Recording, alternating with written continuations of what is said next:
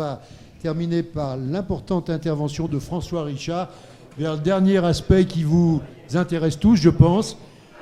Enfin, la majorité d'entre vous, c'est le problème de la retraite, avec les disparités que ça comporte entre les différents praticiens. François Richard, à toi. Alors merci Jacques de m'avoir donné ce sujet que je vais traiter devant Gérard Maudruc, c'est quand même un professionnel et qui va intervenir ensuite. Alors pour ce topo sur les retraites, premièrement, tous les chiffres qui sont indiqués là viennent soit de la DREES, soit de l'IGAS, du rapport de l'IGAS de 2011, soit de la CARF, et je remercie d'ailleurs Gérard Maudruc de m'avoir permis d'obtenir certains de ces chiffres. Donc ce sont des chiffres venant de structures de tutelle officielles ou nationales. Et deuxièmement, je vais vous parler de 95% des chirurgiens.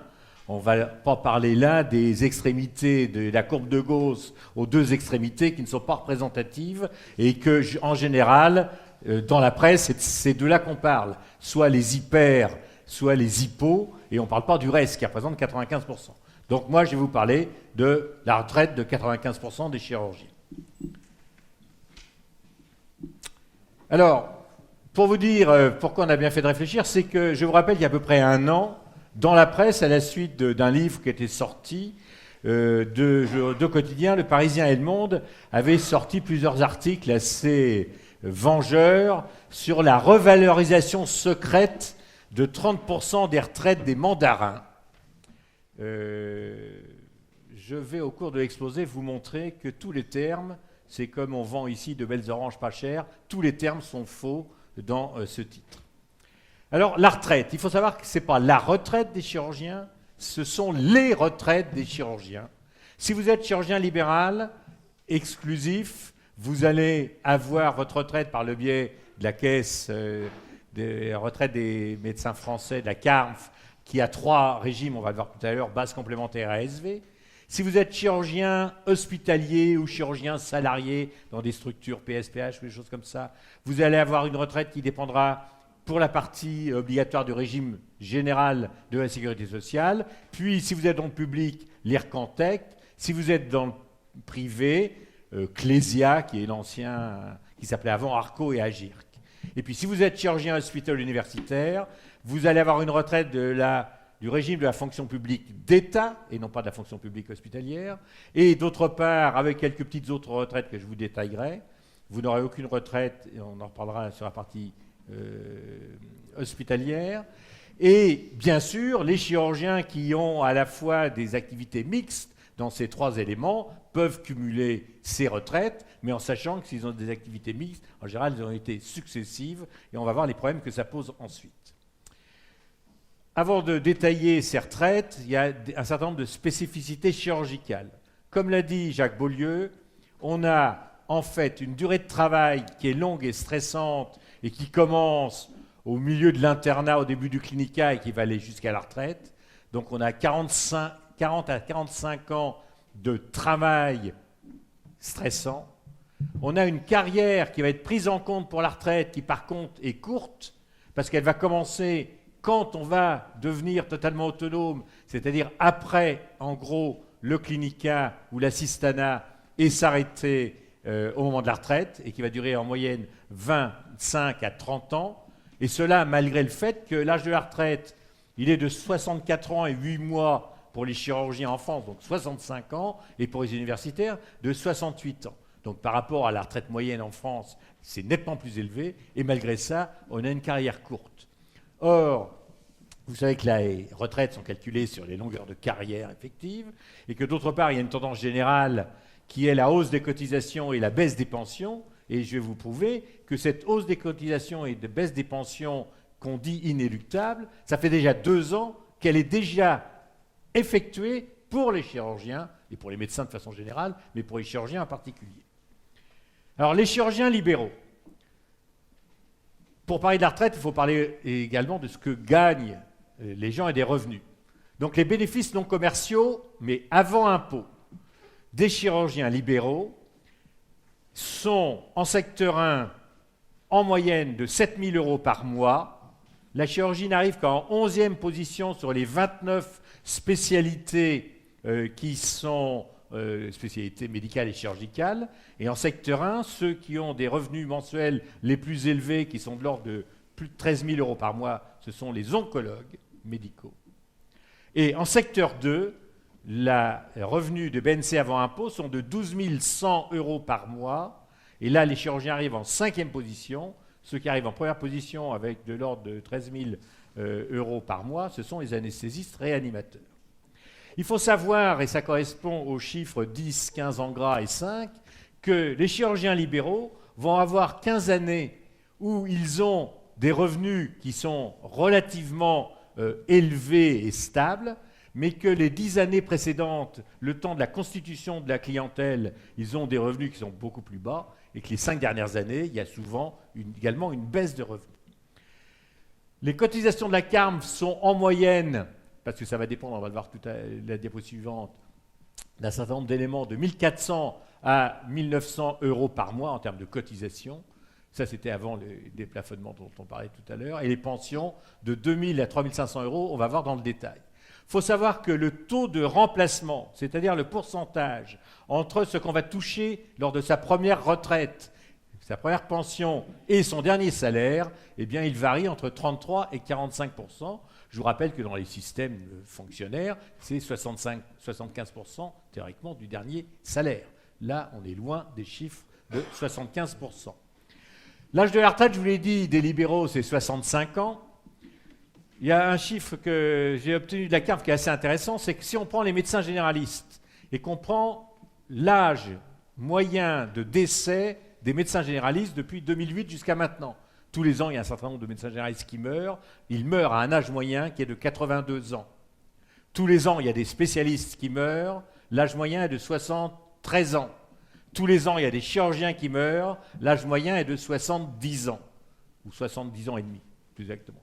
Ce qui fait qu'en gros, alors malheureusement, je n'ai pas le nombre des vivants, et l'âge des moyennes des vivants. Donc ce qu'on peut dire, c'est que l'âge des chirurgiens, il a tendance à être quand même plus bas que ceux des médecins, et que la durée de retraite varie de 6 à 16 ans.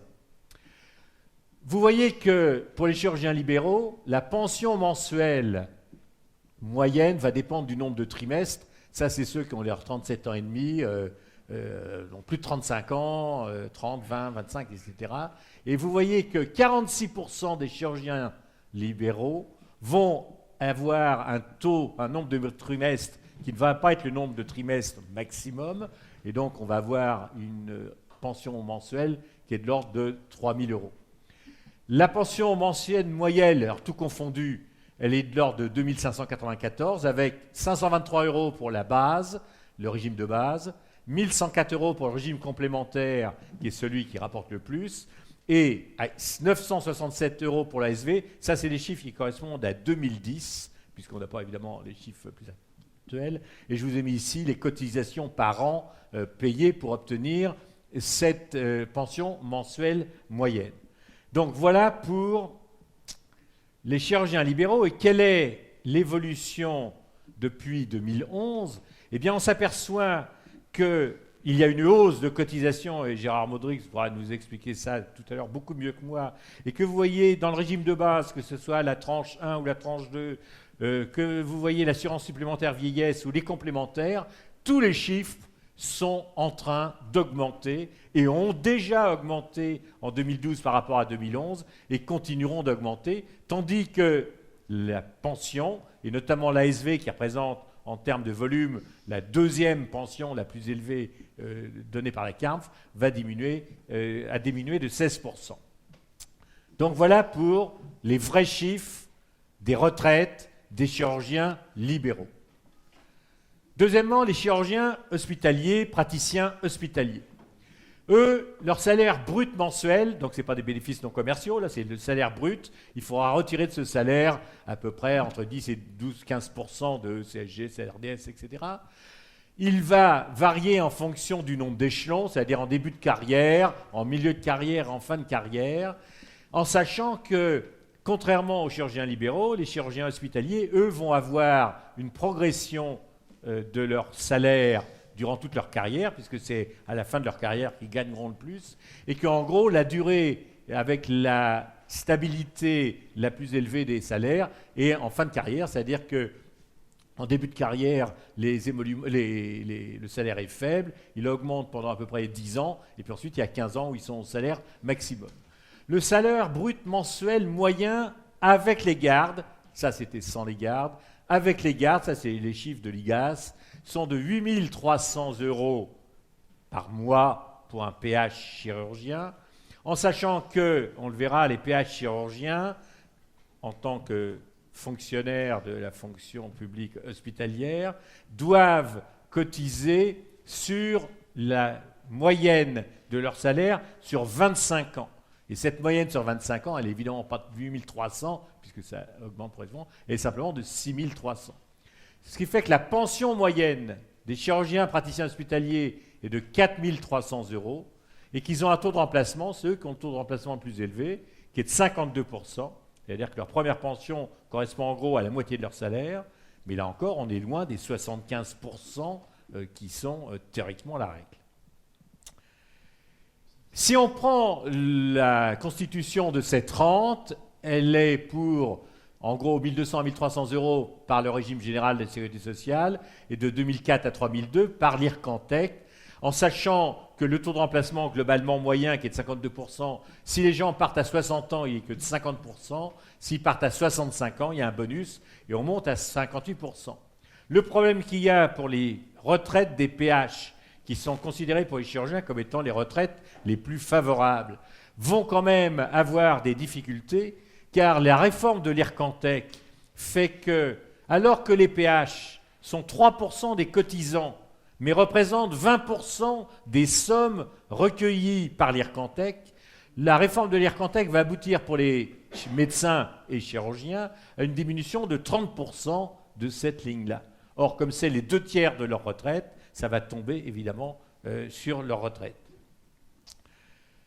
Maintenant, les chirurgiens hospitalo-universitaires. Les chirurgiens hospitalo-universitaires, ils sont bi-appartenants. Ils ont donc un salaire universitaire et des émoluments hospitaliers. Le salaire brut mensuel, donc avec 3 ans d'ancienneté, puis 6 ans, puis 12 ans, vous avez en gros à peu près, à quelques centaines d'euros près, en plus ou en moins, la même chose à l'université et à l'hôpital. Donc c'est 2 800 € multipliés par 2 à 3 ans, 3 300 multipliés par 2 à 6 ans, 4 500 multipliés par 2 à 12 ans. Mais il faut savoir que les émoluments hospitaliers à partir de 12 ans ne bougent plus. Et jusqu'à la fin de carrière, les émoluments hospitaliers n'augmentent plus pour les PUPH et les MCUPH. Et donc, un professeur en fin de première classe, donc ça représente la majorité des PUPH, eh bien, va avoir en salaire universitaire 5 300 € et toujours 4 500 € pendant à peu près 10 ou 12 ans. Il ne bougera plus sur les émoluments hospitaliers. La pension moyenne des hôpitaux universitaires, elle est de 4 000 €. Sur les émoluments hospitaliers, 0. Le taux de remplacement est donc de 75% divisé par 2, c'est-à-dire 34,5%. Enfin 37%. Si on prend la retraite des chirurgiens hospitaliers universitaires, donc qui sont la fonction publique d'État, théoriquement, jusqu'à 2003, on avait un taux plein, c'était 75% du salaire des 6 derniers mois. Alors, il est sûr que c'est avantageux par rapport à la moyenne des 25 ans, c'est les 6 derniers mois. En fait, depuis 2003, c'est plus du tout ça, c'est le nombre de trimestres acquis par rapport au nombre de trimestres requis. Le nombre de trimestres requis qui était de 150, il est déjà maintenant à 166 et il continue d'augmenter, multiplié par 75%, c'est-à-dire que déjà la règle du jeu de répartition des salaires pour la pension a diminué puisque les carrières sont courtes, on va le voir à la diapositive suivante, et que c'est très difficile d'avoir un rapport ici qui est égal à 1. D'autre part, en plus donc de la pension basée sur les salaires de la fonction publique, il y a depuis 2003 et la loi Fillon le régime additionnel de la fonction publique qui transforme en effet totalement la retraite des hôpitaux universitaires puisqu'il n'est plafonné que sur 20% du traitement et que si vous aviez 45 ans en 2011 et que vous cotisez jusqu'à 68 ans sur le régime additionnel de la fonction publique, vous aurez 136 € par mois de retraite supplémentaire. Et pour les gens comme moi qui avons cotisé, enfin c'était même, je suis un peu après, à 60 ans en 2011, on a 52 € par mois de retraite supplémentaire. Émoluments hospitaliers, je vous ai dit, 0. Alors 0, suivante. En 2007, il y a eu le contrat retraite complémentaire optionnelle. Ce contrat, je le connais bien puisque à l'époque j'étais président de la conférence des sections médicales du CNU et qu'avec Bernard Charpentier, qui était le président de la conférence des doyens, on avait convoqué au Conseil de l'Ordre l'ensemble des syndicats chirurgicaux et médicaux, hospitalo universitaires, il y en avait 7, et on a dit, ça fait 25 ans qu'il n'y a pas de retraite sur les salaires, les émoluments hospitaliers, il faut sortir de cette solution. On a demandé aux syndicats d'arrêter de faire la guéguerre entre eux, et en 1 an et demi, on a réussi à obtenir ce contrat complémentaire optionnel, qui n'est pas extraordinaire, mais c'était mieux que rien. Il consistait à ce que le praticien hospitalo-universitaire, aussi bien les PUPH que les MCUPH, et c'était très important pour les MCUPH qui ont une retraite, je ne vous l'ai pas mis là, mais qui est effroyable, parce qu'eux, ils ont une durée de carrière alors qui était encore plus courte. Eh bien, qu'il y ait un versement personnel qui est au minimum de 500 €, qui en moyenne est de 2000 €. Et pourquoi? Eh bien, parce que la deuxième partie était un abondement de l'hôpital, puisqu'il n'y a aucune retenue sur le salaire. Le praticien donne de l'argent et l'hôpital donne de l'argent. C'était un moyen de contourner les impossibilités juridiques. Et donc, en gros, si par an, donc cet argent, cet abondement de l'hôpital, il était plafonné à 50% des émoluments hospitaliers avec un maximum de 2000 € par an. Ce qui fait que quelqu'un qui donne 2000 € par an, l'hôpital met 2000 € par an, à 45 ans, il va, s'il cotise tous les ans et que ces sommes-là sont données, avoir à 68 ans 550 € de retraite mensuelle complémentaire. S'il a commencé à 50 ans, il n'aura que 410 €. S'il a commencé à 55 ans, il aura 270 €. Et ceux de la fin de notre génération, avec Jacques, eh bien, on peut espérer 150 €, 160 €. Qu'est-ce qui s'est passé au mois de mars quand on a vu dans la presse et dans le Parisien et Le Monde des articles incendiaires sur les mandarins? C'est simplement qu'en 2007, il avait été prévu que dans la négociation, comme dans toute bonne négociation avec des interlocuteurs, notamment quand c'est l'État, il y aura une clause de revoyure et que 5 ans après, on verrait si on pouvait augmenter le pourcentage de 5%.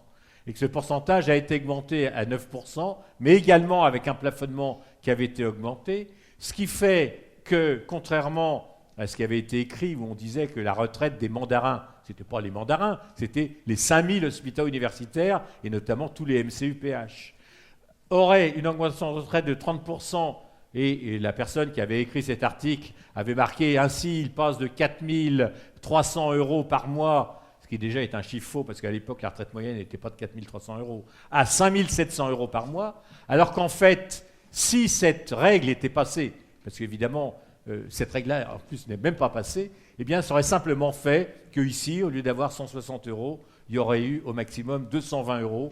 Ici, au lieu de 550 €, il y aurait eu au maximum quelque chose qui était aux alentours de 950 €. Donc, il y a eu une espèce de diffusion très large de chiffres totalement faux sur des modes de rémunération totalement faux. Et comme la majorité a changé entre-temps, il n'y a rien eu de changé, ce qui fait qu'actuellement, eh bien, il y a toujours ces mensualités de pensions supplémentaires qui sont mieux que rien avant, mais qui existent. Alors que, par contre, à l'inverse, la réforme des retraites de 2010, et d'ailleurs c'était une des raisons pour lesquelles le gouvernement de l'époque avait proposé cette modification, c'est que la retraite des réformes générales qui a été faite en 2010 aboutit pour les médecins à une diminution des pensions hospitalo-universitaires considérable pour plusieurs raisons. C'est que la réforme de 2010, et la plupart des gens, et la presse n'en a absolument pas parlé, aboutit à la suppression de la validation des services auxiliaires. C'est-à-dire que jusqu'à présent, quand vous preniez votre retraite, quand vous étiez nommé hospitalo-universitaire, vous pouviez racheter vos années d'internat, de clinica, d'assistanat. Maintenant, à partir du 1er janvier 2015, vous ne pouvez plus les racheter Et les années d'internat d'assistanat seront prises au tarif de l'IRCANTEC, dont je vous ai parlé, de la baisse de 30%.